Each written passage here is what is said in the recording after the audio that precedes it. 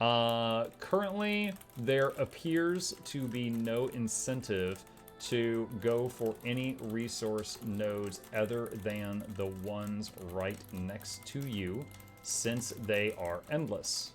I think it would be good for the game if they run out and eventually respawn, forcing you to move around and hit other places rather than just hit the one next to you forever. Okay, there's some feedback. Those are my thoughts, and they can do what they want with that. All right, so those guys are still on the way home, and yeah, those guys will take another 4 minutes. Can send multiple spies even though they said they won't go. Well, it's one spy per mission, but then we can send multiple missions. Oh, is this one of the spies returning? It is. So what do we get for that? So let's see. Let's go to reports. Okay, here we go. Scouted. Oh, one of them failed. One of the spies failed, and then one succeeded. Wait, did he die? Wait, what? Hold on a second. What happened? It shows a red skull. Did he just like trip and hurt himself? It doesn't say cause of death. All right, so our first death tonight was a crocodile was trying to espionate, and he somehow killed himself. The other guy got it. What is this one? Okay, so this was the successful one. Resources detected, 1,000 of everything, and they have a nucleus. Okay, so I guess this would be more for like if you're want to scout a player to. Okay, here's a hypothesis. When you attack a player, you take some of their money, right? If you win, but you don't want to attack someone poor. Because the worst case, you could lose troops and then gain no money because they're poor. You know, that's just the worst. Freaking poor crocodiles. Oh, I don't want to deal with them. So I imagine the espionage is for making sure that they have money and possibly seeing if they have crappy. I don't know if this would tell me how many troops they have, because the scuttlers have no troops. So I would imagine it tells you about their money and their troops, and then it also told me about the settlement, so you can decide whether or not it's a good target for hitting. But they seem to have the chance, even if they have no troops, of killing your scout. So that is certainly interesting. Okay. Let's go back to, this button here. You could spy on my camp, it's close to you on the right, just see how it looks. It would take many minutes. It's cool, it's cool. Let's do that and that. Okay, all right. And that brings us to about the 2 hour mark. So let's recap a little bit. Pretty neat game. Definitely was not what I thought it was, but I don't mean that in a bad way. When I look at the world map, my very first thought, let me go to the world map here, was Age of Wonders 4, simply because I think of like the hexes. However, I see now that it is very similar to some other games I've played, like Iron Throne and Lords Mobile, where it's more about like, the hexes simply represent the world. And, oh, what is this giant wall? That is interesting. Are there gates or anything? Which faction is it? Hold on a second. Oh, these are the Drakons or whatever. These are the guys that it said that they were very reclusive, so they get a wall around them. Huh. The others, they don't have walls.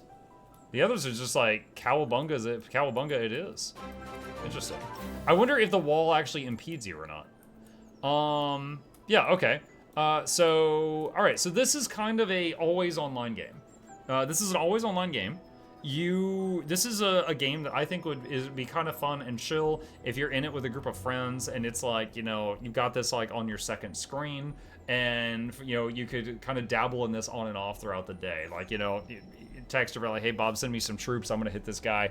You know, whatever. You do some co-op stuff in the evening, and through the day you like build up your troops and farm and stuff like that. Like, this is a long-term kind of on the side fun little game.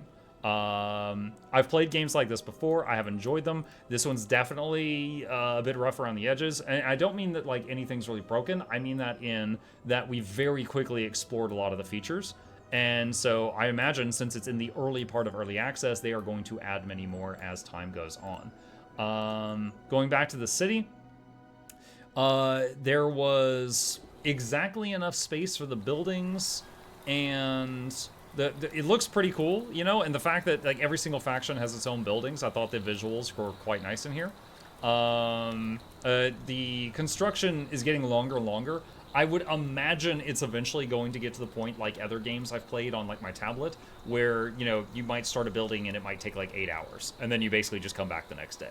Right now, like this one right here has got another 5 minutes and we got to this point in a few hours. So the question is, how high do these buildings level up? We're almost to level 20 on a couple of these buildings.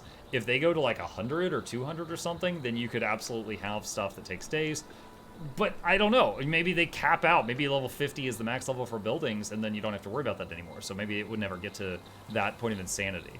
Definitely seems like you want to, if possible, keep these things just pumping out units forever because the units have no upkeep. Again, I have played games that do that before.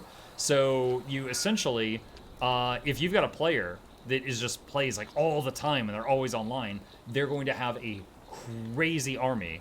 And other people will have to team up to fight them because, you know, because you've got to, if they're always online, there is no catching up to that. So you have to basically use teamwork to take someone like that down. But once you defeat their army, they're set back considerably.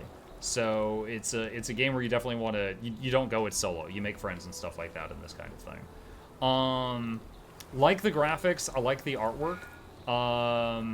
Again, when I mentioned it wasn't what I thought it was, but not in a bad way. When I saw the people sitting at the table, for example, like this right here, I was thinking like Inscription, because I saw this, and then I also saw the post-battle report screen that looks like a card game, and I was thinking you played card games versus crocodiles at a table or something like that. And so, again, not bad that it's not that, but I had the wrong idea. So it just played like a completely different game than what I thought it was. So now I understand the genre. I definitely, it was kind of a blessing and a curse where I started on the map, because I started up here, which, let's say I'm friends with all the crocodiles, right? Which I'm not anymore because I just started a fight with them. But if I had not done that, I am super safe. Like, if the nearest guy wants to attack me, it's like 2 hours. If any of these other factions want to attack me, I will see you in January, right? Like, I am so far away. Good luck. Like, it's like these guys are in South America and I'm in Maine. Like, it is going to take them so long to reach me. So it ended up being, you know, good, but at the same time, like, if I want to like just pick fights at people, it'd take them a long time to reach me. Let's see. Constructive criticism. I am going to let them know of the following. I said that when you're sieging, it asks what you want to siege and then shows you a bunch of icons, but it doesn't tell you what any of those icons mean. I would love for them to add some, like, you mouse over stuff and like some text come up and tell you what those are, what'll happen when you hit that. Similarly, in the the report screen, the icons at the top are filters, but they don't tell you what they do. Steel and steel spelling. The speed thing. Speed stat. For units, the higher the number, the slower the unit is. I think that should be reversed so that the higher the number, the faster it is. That threw me off. Okay. And then the resource nodes. All the other games I've played of this genre, the resource nodes do run out, and then they would respawn randomly. Like, let's say there was a resource node that was like a forest next to you, and then there was a resource node that was just like a herd of animals, like it was meat, you know, or a gold mine. When you hit it enough times, it would mine out, and then you could you would need to go somewhere else. Like, let's say all these critter camps get mined out, and then I have to go a little bit further, and then all those mine out, and I have to go a little further, but then some of these respawn. right? So you basically are just constantly kind of keeping the area clean around you and then going out and hitting what you can. But the risk in those games was like, let's say I go over here and hit this, and then this guy hits this. Then our armies fight, you know? And so you have to be careful about that. So I think that would be good for this game, because, like, you know, these things lasting forever, there's then zero incentive to hit anything else. But that is just my 2 cents, and it is up to them to do what they want to do with that. But yeah, that is going to be where we're going to wrap it up here, and that is Edyn, E-D-Y-N. And if any of you are interested in trying this out and dabbling in it, it is free to try out in early access. I mean, it's going to be free after that as well, but it is an early access. It is free. Use the download link that is appearing in the chat right now and try it out. Or wishlist it. If you just want to keep an eye out and in the future, it really helps developers out if you hit that wishlist button, and then it just keeps you informed of what's going on with that game, or if there's any sales, things like that. And it helps them out, because if a game gets wishlisted a bunch, then Steam helps promote it, because Steam's like, oh, this thing's popping off. I should recommend this to more people. If I click the link, does it help you out? Yeah, it shows the company that you guys, you know, that my channel, you know, basically, you know, participates in these sponsored streams. That's it. But yeah, with that, thank you again to Edyn for sponsoring this stream, and we will pause it here.